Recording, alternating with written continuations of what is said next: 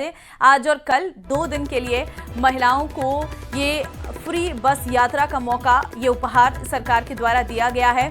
आज और कल प्रदेश भर में रोडवेज बसों में फ्री यात्रा होगी, लेकिन बसों में भीड़ बहुत ज्यादा देखने को मिल रही है। बस स्टैंड पर हजारों की संख्या में यात्री पहुंचे हुए हैं। महिला यात्रियों की संख्या बहुत अधिक देखने को मिल रही है। ऐसे में बसों की कमी भी नजर आ रही है और कुछ महिलाएं जो हैं वो परेशान भी हो रही हैं। लेकिन आज और कल प्रदेश भर में रोडवेज बसों में फ्री यात्रा का सरकार ने उपहार सभी बहनों को दिया गया है। लेकिन आप देख सकते हैं बसों में भीड़ भी कई ज्यादा देखने को मिल रही है।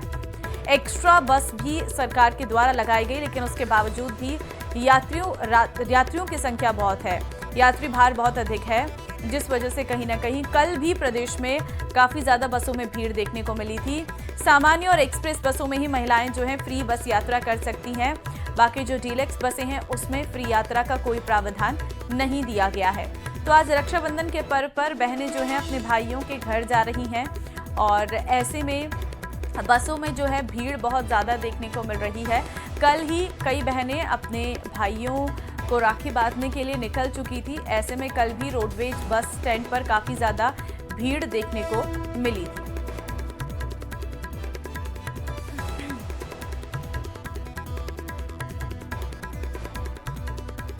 आज और कल 2 दिन के लिए प्रदेश में जो रोडवेज की बसें हैं वो महिलाओं के लिए फ्री हैं। 2 दिन बसों में महिलाएं फ्री में यात्रा कर सकती हैं।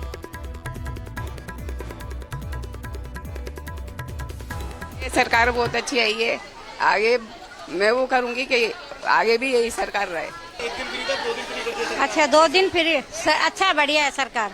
ये बहुत अच्छा सहयोग है सरकार की तरफ से कि हम लोगों को 2 दिन के लिए फ्री कराया जाता है, लेकिन सबको सेफ्टी और अच्छे से पहुंचाया जाए, भीड़ भड़का ना हो, इतना सेफली पहुंचाया जाए, अच्छे औरतों को ध्यान दिया जाए कि कौन कैसे बैठी है। अधिकतर औरतों में चोर चकारी भी खूब हो रही है, उससे भी सेफ रहा जाए। सब बहनों से यही निवेदन है कि अच्छे से जाए, अच्छे रहे और सब अपने भाइयों के साथ अच्छे से त्योहार मनाए जाए। हाँ, अब 2 दिन की फ्री कर दी। बहुत बढ़िया लग रहा है। बहुत बढ़िया लोग यहाँ का राज बढ़ रहा है, बहुत बढ़िया है। को बहुत बढ़िया है, धन्यवाद। पाली शहर सहित पूरे राजस्थान में रक्षाबंधन का त्योहार धूमधाम से मनाया जा रहा है। इस खास मौके पर राजस्थान सरकार ने महिलाओं को एक तोहफा दिया है। सरकार की घोषणा के अनुसार रक्षाबंधन के दिन महिलाएं रोडवेज की बसों में निःशुल्क यात्रा कर सकती हैं। इस सुविधा का लाभ उठाने के लिए सुबह से ही बस अड्डों पर महिलाओं की भारी भीड़ उमड़ रही है। पाली के विभिन्न बस स्टैंडों पर महिलाओं की लंबी लंबी कतारें देखने को मिल रही, जो अपने भाइयों को राखी बांधने के लिए उत्साहित है।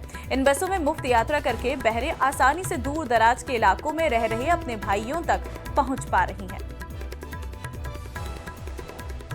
देखिए, इससे रोडवेज बसों में भी यात्रियों की संख्या भार काफी ज्यादा देखने को मिल रहा है। हर स्टेशन पर महिलाएं अपनी यात्रा के लिए इंतजार करती हुई नजर आ रही हैं।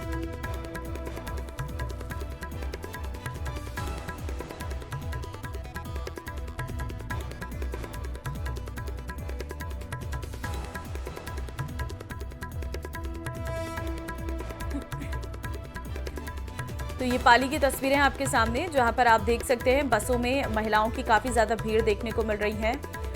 भले ही पूरे राजस्थान में 2 दिन के लिए उपहार के स्वरूप सरकार की तरफ से यात्राएं महिलाओं के लिए फ्री कर दी गई हों, लेकिन रोडवेज बसों में बहुत यात्री भार बढ़ गया है, जिस वजह से लोगों को दिक्कतें भी बहुत ज़्यादा हो रही हैं।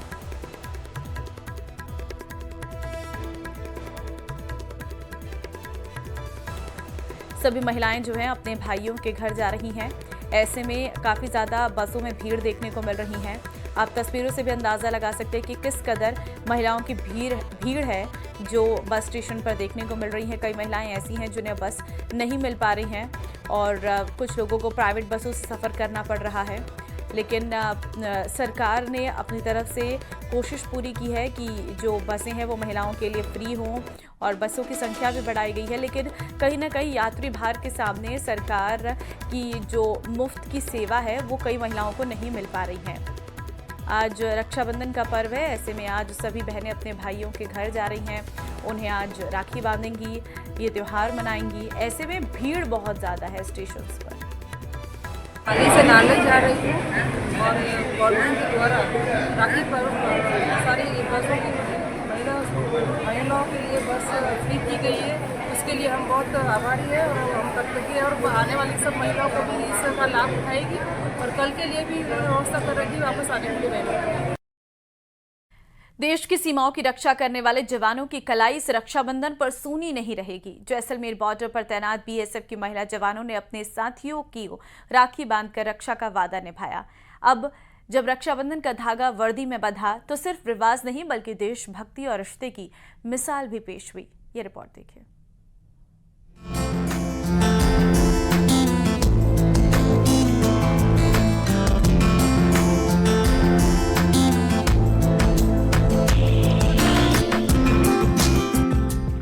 देश की सीमाओं की सुरक्षा में तैनात हमारे जवान न सिर्फ दुश्मनों से हमारी रक्षा करते हैं बल्कि देश की परंपराओं और भावनाओं को भी उतनी ही गरिमा से निभाते हैं। जैसलमेर के भारत पाकिस्तान सीमा पर रक्षाबंधन का त्योहार इस बार कुछ अलग और बेहद खास रहा। सीमा सुरक्षा बल की महिला जवानों ने अपने साथी पुरुष जवानों को राखी बांधकर भाई बहन के रिश्ते को निभाया और देशभक्ति के इस बंधन को और भी पवित्र बना दिया। नॉर्मली जो हम घर में राखी सेलिब्रेट करते थे तो वो एक फंक्शन की तरह होता था, लेकिन इस बार बॉर्डर की सुरक्षा के साथ साथ अपने त्योहार अपने भाई बहनों के साथ सेलिब्रेट कर रहे हैं। ये जानकर अच्छा भी लगा और इस बार खुशी भी हुई हमें। हम यहाँ पर अपनी अलग ड्यूटी कर रहे हैं। आप अपने त्योहार सारे त्योहार अपनी फैमिली के साथ आराम से खुशियों के साथ मनाएं। अच्छा लग रहा है इधर राखी बांध रहे हैं, लेकिन घर की याद तो आ रही है, लेकिन घर नहीं जा सके, इधर ही हम सेलिब्रेट कर रहे हैं। अच्छा लग रहा है। बीएसएफ की महिला जवानों ने अपने साथी पुरुष जवानों को राखी बांधकर त्योहार की गरिमा को चार चांद लगा दिए। इस रक्षाबंधन पर कोई घर से दूर था तो कोई बच्चों से, लेकिन जब वर्दी में सजी बहन ने रक्षा का धागा बांधा तो हर आंख नम हो गई और हर दिल गर्व से भर उठा। हम लोग पॉसिबल तो नहीं है कि हर फेस्टिवल घर पे जाके सेलिब्रेट कर सकें, तो ये बीएसएफ जो है ये भी हमारा एक परिवार की तरह ही है। तो आज हम लोग ये यहाँ पर सब इसलिए एकत्रित हुए हैं कि रक्षाबंधन का त्योहार जो है मनाया जा सके और भाई बहन मिलकर ये प्रण लेते हैं कि जब भी बहन को मेरी जरूरत होगी तो मैं इसकी रक्षा करूंगा। यहाँ जो जितने भी बीएसएफ के जवान हैं ये सभी मेरे भाई जैसे ही हैं। राखी बांधने के साथ साथ जवानों को मिठाई भी खिलाई गई और एक दूसरे को रक्षा का वादा किया गया। इस दौरान जवानों की आंखों में आंसू और गर्व खुशी साफ तौर पर नजर आई।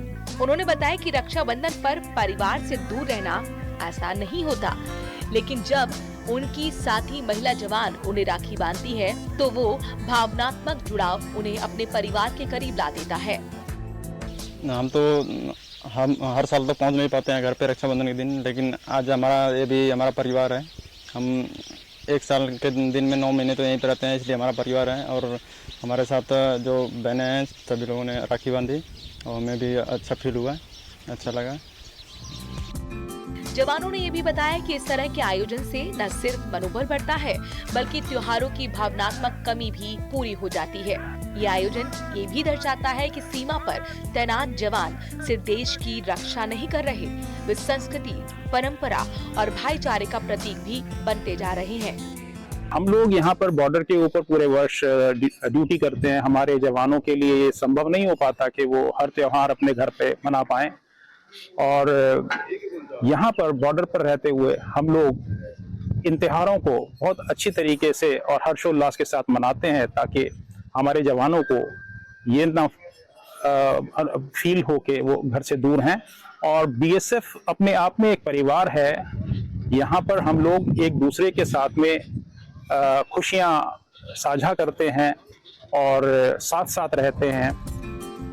त्योहार सिर्फ घर में नहीं सरहद पर भी मनते हैं, और वहाँ जब कलाई पर राखी बंधती है तो सिर्फ धागा नहीं होता बल्कि देशभक्ति, प्रेम और सम्मान का सबसे मजबूत रिश्ता बन जाता है। न्यूज़ 18 के लिए जैसलमेर से सावलदान की रिपोर्ट। भाजपा कार्यालय पर रक्षाबंधन पर्व मनाया गया। इस मौके पर पूर्व सांसद रंजीता कोली, जिलाध्यक्ष शिवानी दायमा सहित भाजपा की महिला पदाधिकारियों ने गृह राज्य मंत्री जवाहर सिंह बेडम को राखी बांधी। गृह राज्य मंत्री ने सभी को शुभकामनाएं दी हैं। भाजपा कार्यालय पर बड़ी धूमधाम के साथ रक्षाबंधन का पर्व मनाया गया और सभी कार्यकर्ताओं और पदाधिकारियों राखी बंधवाई और पार्टी की महिला कार्यकर्ताओं को भेंट देकर रक्षाबंधन का त्योहार मनाया।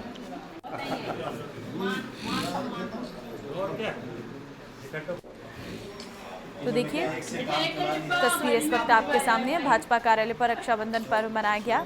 इस मौके पर पूर्व सांसद रंजीता कोली, जिलाध्यक्ष शिवानी दायमा सहित भाजपा के महिला पदाधिकारियों ने गृह राज्य मंत्री जवाहर सिंह बेडम को राखी बांधी है। गृह राज्य मंत्री ने सभी को रक्षाबंधन की शुभकामनाएं दी। भाजपा कार्यालय पर बड़ी धूमधाम के साथ मनाया गया रक्षाबंधन का पर्व। सभी कार्यकर्ताओं और पदाधिकारियों ने राखी बंधवाई और पार्टी की महिला कार्यकर्ताओं को भेंट देकर रक्षाबंधन का त्योहार मनाया। और अब श्रीगंगानगर से बड़ी खबर आपको देंगे। आजीवन कारावास की सजा काट रहा बंदी फरार हो गया है। कल्याण भूमि खुली जेल से फरार हुआ है बंदी गौतम। 18 फरवरी 2024 से बंदी शिविर में रह रहा था। यूपी के बलरामपुर का रहने वाला है बंदी गौतम। खुला बंदी शिविर प्रभारी ने कोतवाली में केस दर्ज करवाया है। तो 18 फरवरी 2024 से ये शिविर में रह रहा था और इस दौरान जेल से फरार होने का मामला सामने आया है। यूपी के बलरामपुर का रहने वाला है बंदी गौतम। बताया जा रहा है कि बंदी शिविर प्रभारी ने कोतवाली में ये पूरा केस दर्ज करवाया है। अब पुलिस तलाश कर रही है। आजीवन कारावास की सजा काट रहा ये बंदी फरार हो गया है। कल्याण भूमि खुली जेल से ये बंदी फरार हुआ है। कल्याण भूमि खुली जेल जहां से ये बंदी फरार हुआ है। 18 फरवरी 2024 से बंदी शिविर में रह रहा था। यूपी के बलरामपुर का रहने वाला है बंदी गौतम।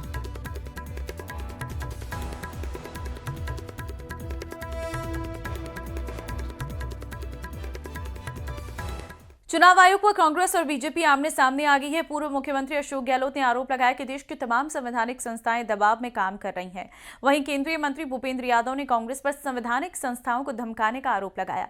राजस्थान बीजेपी सांसद सीपी जोशी और कांग्रेस प्रदेश अध्यक्ष गोविंद सिंह डोटासरा ने भी इस मुद्दे पर अपनी अपनी बात रखी है। देखिए रिपोर्ट। चुनाव आयोग के मुद्दे पर गरमाई देश की सियासत। इस समझ के परे है कि किस प्रकार का व्यवहार इलेक्शन कमीशन ऑफ इंडिया करने लग गया है। अशोक गहलोत ने चुनाव आयोग पर उठाए सवाल। दुनिया देख रही होगी राहुल गांधी जी क्या कह रहे हैं, FIR में सुप्रीम कोर्ट क्या कह रहा है, कितने कमेंट कर रहा है इलेक्शन कमीशन ऑफ इंडिया पर, दुनिया देख रही है। केंद्रीय मंत्री भूपेंद्र यादव ने दिया जवाब। ये जो राहुल गांधी की जो थ्योरी है ये अपने आप में ही रिजल्ट से खत्म हो जाती है। पहली बात तो थ्योरी की बुनियाद ही गलत है क्योंकि डेटा ही गलत है, स्टार्टिंग डेटा ही गलत है। चुनाव आयोग पर राहुल गांधी के सवाल उठाने के बाद अब पूर्व मुख्यमंत्री अशोक गहलोत भी उनके बचाव में आ गए हैं। जयपुर में एक प्रेस कॉन्फ्रेंस के दौरान अशोक गहलोत ने राहुल गांधी के आरोपों को सही ठहराया, साथ ही चुनाव आयोग की निष्पक्षता पर सवाल खड़े किए। अशोक गहलोत ने प्रेस कॉन्फ्रेंस में साफ कहा कि संवैधानिक संस्थाएं दबाव में काम कर रही हैं और अगर चुनाव निष्पक्ष नहीं होंगे तो देश और लोकतंत्र कहां बचेगा। 6 महीने में देख लिया है कि वास्तव में तो वोटों की चोरी हो रही है और ये तो लोकतंत्र को खतरा है। तब जाकर के मैंने ये प्रेस कॉन्फ्रेंस कर रहा हूँ, एटम बम का नाम दे रहा हूँ क्योंकि एटम बम पूरे मुल्क का लोकतंत्र खंडन हो जाएगा, कमजोर होगा तो पूरे मुल्क को नुकसान है। इसलिए एटम बम के रूप में ये मुल्क के लिए, मुल्क के भविष्य के लिए। अशोक गहलोत के आरोपों में PCC चीफ गोविंद सिंह डोटासरा सुर से सुर मिलाते नजर आए और उन्होंने भी बीजेपी पर आरोप लगाया कि भाजपा संवैधानिक संस्थाओं का दुरुपयोग कर रही है। आज जो खेल चल रहा है बीजेपी का वो संवैधानिक संस्थाओं के दुरुपयोग, जिसमें अभी जो राहुल जी ने कल बोला है कि किस प्रकार वोट की चोरी हो रही है और किस प्रकार से वोटर लिस्ट में ही धांधली हो रही है, फर्जी वोटों के आधार के ऊपर सीटें चुराई जा रही हैं और देश में सत्ता में ये लोग आ रहे हैं। तो ऐसे में राजस्थान में भी ये SIR कर रहे हैं और अभी अभी पता चला है कि राजस्थान के विधानसभा चुनाव हों चाहे दूसरे 3-4 स्टेट के हैं, उनकी वेबसाइट चुनाव आयोग से ही उनकी डाटा ही गायब कर दिया गया है। तो ये बड़ा गंभीर विषय है इसलिए आगे ये गड़बड़ नहीं कर पाए, इसके लिए हमने डीएलए बना करके और हम निगरानी करेंगे। अशोक गहलोत और गोविंद सिंह डोटासरा के आरोपों का जवाब दिया केंद्रीय मंत्री भूपेंद्र यादव और बीजेपी सांसद सीपी जोशी ने।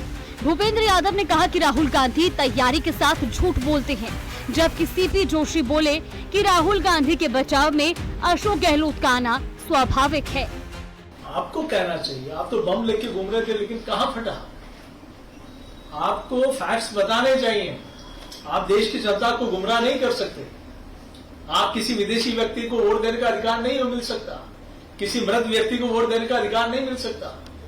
अगर आपके पास कोई फैक्ट्स है तो बताएं देश की जनता के सामने, लेकिन आप देश की जनता को गुमराह नहीं कर सकते। संवैधानिक संस्था चुनाव आयोग लंबे समय से काम कर रहा है और मतदाता सूची का परीक्षण कोई पहली बार नहीं हुआ है। 1947 से लेकर अब तक कई बार ये परीक्षण हो चुका है। ये जो राहुल गांधी की जो थ्योरी है, ये अपने आप में ही रिजल्ट से खत्म हो जाती है। पहली बात तो थ्योरी की बुनियाद ही गलत है, क्योंकि डेटा ही गलत है, स्टार्टिंग डेटा ही गलत है,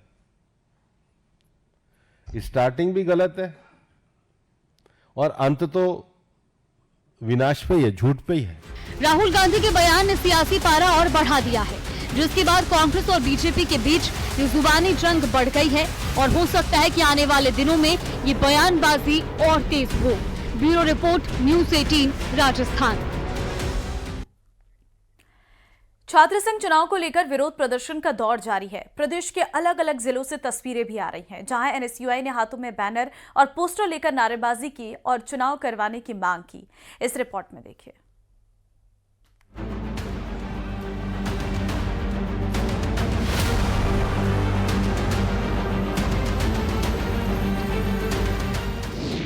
हक की लड़ाई सड़क पर आई, हाथ का साथ, सरकार को चेतावनी, छात्रों की गुहार, चुनाव कराएं सरकार।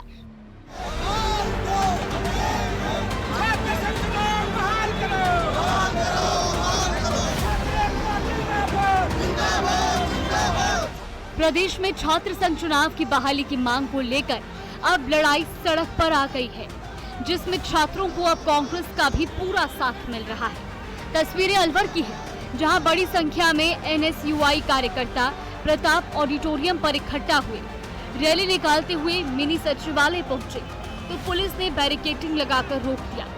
ऐसे में वो मिनी सचिवालय के गेट के बाहर ही नारेबाजी करने लगे, बैरिकेडिंग पर चढ़ने लगे। इन सब में कांग्रेस ने भी छात्रों का साथ दिया।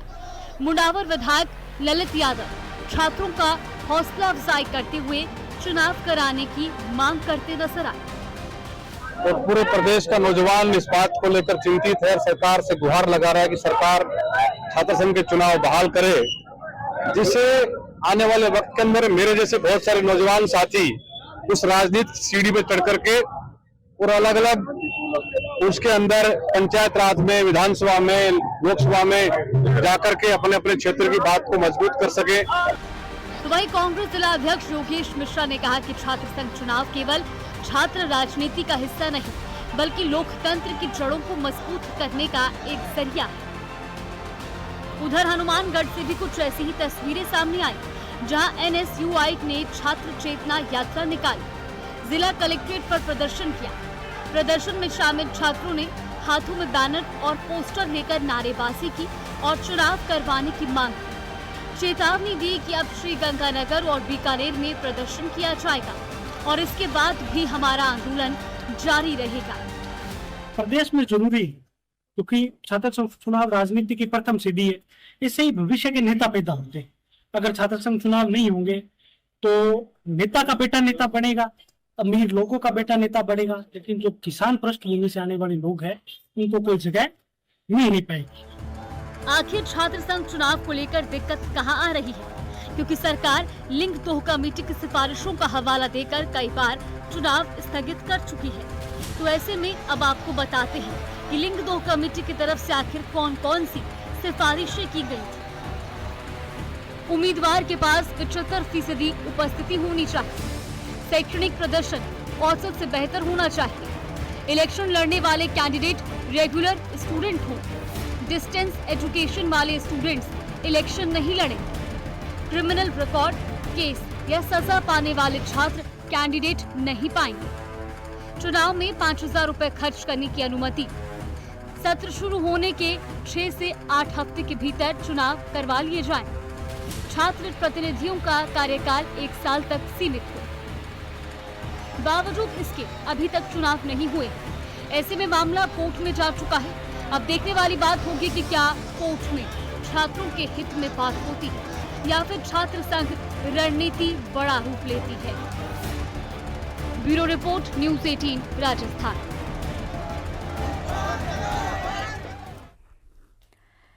और करौली में बारिश का दौर और उमस भरी गर्मी से राहत मिली है। बारिश से पतंगबाज मायूस हो गए हैं। रक्षाबंधन पर पतंगबाजी की परंपरा है, लेकिन बारिश ने कहीं न कहीं इस पतंगबाजी को रोक कर रख दिया है, जिस वजह से पतंगबाजों में नाराजगी जाहिर तौर पर देखने को मिल रही है।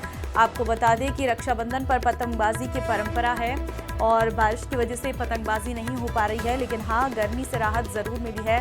उमस भरी गर्मी जो लोगों को परेशान कर रही थी, उससे लोगों को यहाँ पर राहत मिलती हुई नजर आ रही है।